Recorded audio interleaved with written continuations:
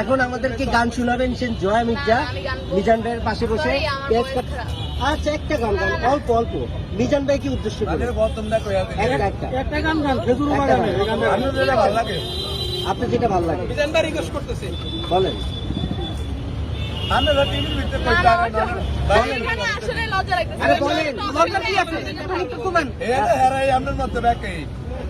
বলেন। সবাই আপনার মতই মনে করতে বলেন বলেন লোক নাই আল্লাহ একটা গান সমস্যা নেই।